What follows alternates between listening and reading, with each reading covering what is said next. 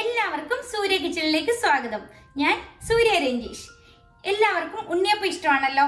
നമ്മൾ സാധാരണ ഉണ്ടാക്കുന്ന ഉണ്ണിയപ്പം എന്ന് പറയുന്നത് അരിപ്പൊടി വെച്ചിട്ടാണ്. ഇന്ന് ഞാൻ ഉണ്ടാക്കുന്നത് അരിപ്പൊടി വെച്ചിട്ടുള്ള ഒരു ഉണ്ണിയപ്പം അല്ല. പിന്നെ നമ്മൾ ഉണ്ണിയപ്പത്തിൽ സാധാരണ പഴമൊക്കെ ചേർത്താണ് ഉണ്ടാക്കുന്നത്. അത് നമ്മളുടെ ഉണ്ണിയപ്പം നല്ല സോഫ്റ്റ് ആയിട്ട് കിട്ടാൻ വേണ്ടിയാണ്. പക്ഷേ ഞാൻ ഇന്ന് ഉണ്ടാക്കാൻ പോകുന്ന ഉണ്ണിയപ്പത്തിൻ്റെ പ്രത്യേകത എന്ന് പറയുന്നത് ഇതിൽ പഴം ഞാൻ ഒട്ടും ആഡ് ചെയ്യുന്നില്ല. അതുകൂടാതെ അരിപ്പൊടി ചേർക്കാതെ ഒരു റവ വെച്ചിട്ടാണ് ഉണ്ണിയപ്പം ഉണ്ടാക്കാൻ പോകുന്നത്.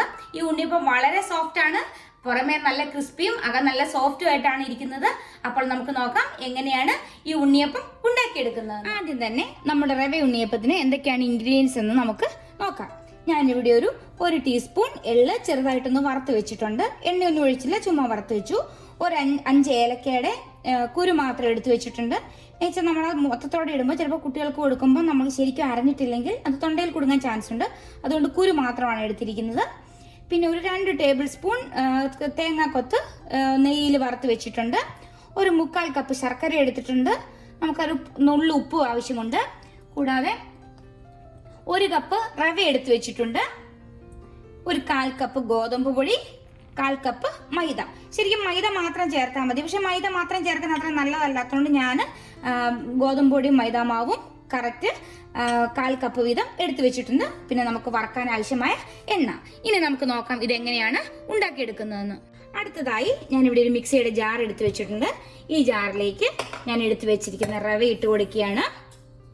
നമുക്ക് അല്ലാതെയും കലക്കിയെടുക്കാം. പക്ഷെ മിക്സിയിൽ ചെയ്യുകയാണെങ്കിൽ ഒട്ടും കട്ടയിലാണ്, നന്നായിട്ട് കിട്ടും. നമ്മളുടെ എടുത്തു വെച്ചിരിക്കുന്ന ശർക്കര, ഗോതമ്പ് മാവ്, മൈദാമാവ്, ഇതിന്റെ കൂടെ ഒരു നുള്ളു ഉപ്പും കൂടെ ഇട്ട് കൊടുക്കുകയാണ്. ഒരുപാട് ഇടരുത്, അതായത് നമ്മുടെ മധുരം ബാലൻസ് ചെയ്യാൻ വേണ്ടിയാണ് നമ്മളൊരല്പം ഉപ്പിട്ട് കൊടുക്കുന്നത്. അതിനുശേഷം ഇതിലേക്ക് കുറച്ച് വെള്ളം ഒഴിച്ചു കൊടുക്കുകയാണ്. നമ്മൾ സാധാരണ പഴമൊക്കെ ഇട്ടാണ് ചെയ്യുന്നത്. പഴം ഇടുമ്പോൾ കുറച്ച് മോയ്സ്ചർ ആവുമല്ലോ. പക്ഷെ നമ്മൾ പഴമൊന്നും ഇതിനകത്ത് ഉപയോഗിക്കുന്നില്ല. അപ്പം ഞാൻ ഇതിലേക്ക് ആവശ്യമായ 1 കപ്പോളം വെള്ളം ഒഴിച്ചു കൊടുത്തിരിക്കുകയാണ്. ഇനി നമ്മൾ ഇതിനെ ഒന്ന് ഇളക്കി കൊടുത്ത ശേഷം നമ്മൾ ഇതിനെ മിക്സിയിൽ നന്നായിട്ട് അരച്ച്, അതായത് ഒരു ഇഡലി മാവിന്റെ പരുവത്തിൽ നമ്മൾ ഇതിനെ ഒന്ന് അരച്ചെടുക്കുകയാണ് ചെയ്യേണ്ടത്. ഇപ്പൊ ഞാൻ ജസ്റ്റ് ഒന്ന് ഇത് കറക്കി എടുത്തിട്ടുണ്ട്. അതിനുശേഷം ഞാൻ ഇതിലേക്ക് നമ്മുടെ ഏലക്കയും കൂടി ഇട്ട് കൊടുക്കുകയാണ്. ഇപ്പൊ നമ്മൾ അരച്ചു വെച്ചിരിക്കുന്ന ഈ ബാറ്റർ ഞാൻ ഈ ഒരു പാത്രത്തിലേക്ക് ഒഴിച്ചു കൊടുക്കുകയാണ്. ഇതുണ്ടോ, ഈ ഒരു കൺസിസ്റ്റൻസിയിലാണ് നമ്മൾ ഇരിക്കേണ്ടത്. അതായത് നമ്മുടെ ഇഡലി മാവിന്റെ കൺസിസ്റ്റൻസിയിൽ. ഞാൻ ഇനി ഇതിലേക്ക് എടുത്തു വെച്ചിരിക്കുന്ന എള്ള് അതിട്ട് കൊടുക്കുകയാണ്. അതുകൂടാതെ നെയ്യിൽ വറുത്ത് വെച്ചിരിക്കുന്ന തേങ്ങാക്കൊത്ത് ഇത്രയും നമ്മൾ ഇട്ട് കൊടുത്ത ശേഷം ഇതിനെ നന്നായിട്ടൊന്ന് ഇളക്കി കൊടുക്കുക. ഇപ്പൊ ഞാൻ ആ മാവിലേക്ക് നമ്മുടെ എള്ളും തേങ്ങാക്കൊത്തും എല്ലാം നന്നായിട്ട് മിക്സ് ആക്കിയിട്ടുണ്ട്.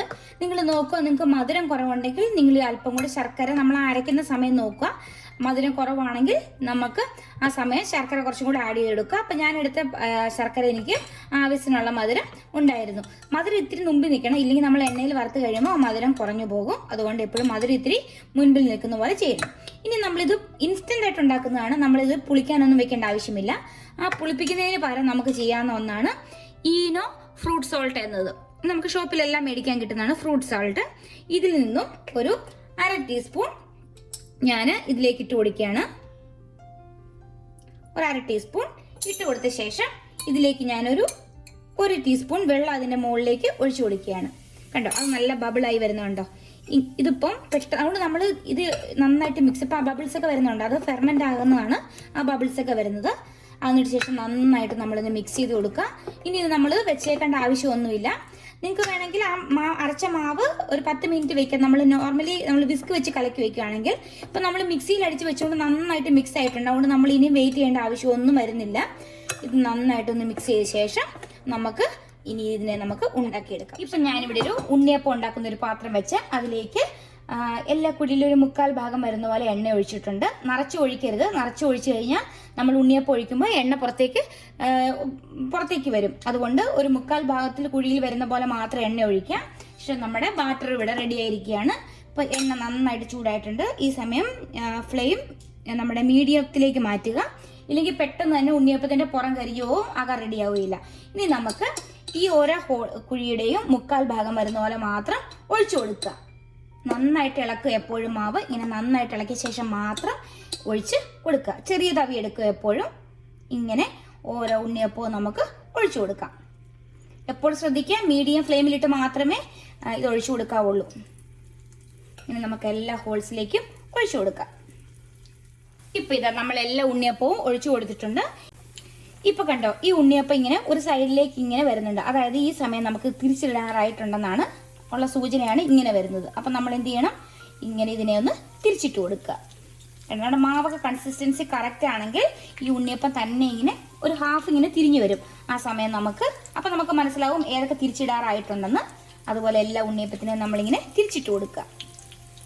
ഇപ്പം ഞാൻ ഇതിനെ ഒന്നും കൂടെ തിരിച്ചിട്ട് കൊടുക്കുകയാണ്. ഇതുണ്ട്, ഈ സൈഡ് നല്ല ഗോൾഡൻ ബ്രൗൺ ആയി വരുന്നുണ്ട്. അപ്പോൾ ഇതുപോലെ തന്നെ നല്ല ഈസി ആയിട്ട് നമുക്ക് മറിക്കാം. എപ്പോഴും നമ്മുടെ മാവിൻ്റെ കൺസിസ്റ്റൻസി കറക്റ്റ് ആണെങ്കിൽ നമുക്ക് എപ്പോഴും ഇതുപോലെ തന്നെ നല്ല ഉണ്ണിയപ്പം ഉണ്ടാക്കിയെടുക്കാം. അപ്പം ഞാൻ പറഞ്ഞ അളവെല്ലാം അതേപോലെ തന്നെ ഫോളോ ചെയ്യുകയാണെങ്കിൽ നിങ്ങൾക്കും ഇതുപോലെ തന്നെ നല്ലതായിട്ട് തന്നെ ഉള്ള ഉണ്ണിയപ്പം ഉണ്ടാക്കിയെടുക്കാൻ പറ്റും. ഇപ്പോൾ ഇതാ നമ്മുടെ ഉണ്ണിയപ്പം എല്ലാം റെഡി ആയിട്ടുണ്ട്. അപ്പോൾ ഈ സൈഡിലേക്ക് നന്നായിട്ട് ഗോൾഡൻ ബ്രൗൺ ആയിട്ടുണ്ട്. ഞാനിപ്പോൾ അതിനെ ഒരു ടിഷ്യൂ പേപ്പറിലേക്ക് മാറ്റുകയാണ്. നമ്മുടെ ഉണ്ണിയപ്പത്തിൻ്റെ കളർ എല്ലാവർക്കും അറിയാമല്ലോ, അത് ഈ ഒരു കളർ വരും. അപ്പം ഞാൻ അതിനെ നമുക്ക് ഒരു പ്ലേറ്റിലേക്ക് എടുത്ത് മാറ്റാം. ഇതാ നമ്മുടെ ഉണ്ണിയപ്പം ഇപ്പം ഞാൻ ആ ഫസ്റ്റ് സെറ്റ് എടുത്തിട്ടുണ്ട്. ഇതുപോലെ നമുക്ക് ബാക്കിയിരിക്കുന്ന മാവും കൂടെ റെഡിയാക്കി എടുക്കാം. ഇതാ നമ്മുടെ ഉണ്ണിയപ്പം ഇവിടെ റെഡി ആയിട്ടുണ്ട്. നല്ല സൂപ്പറായിട്ടാണ് വന്നിരിക്കുന്നത്.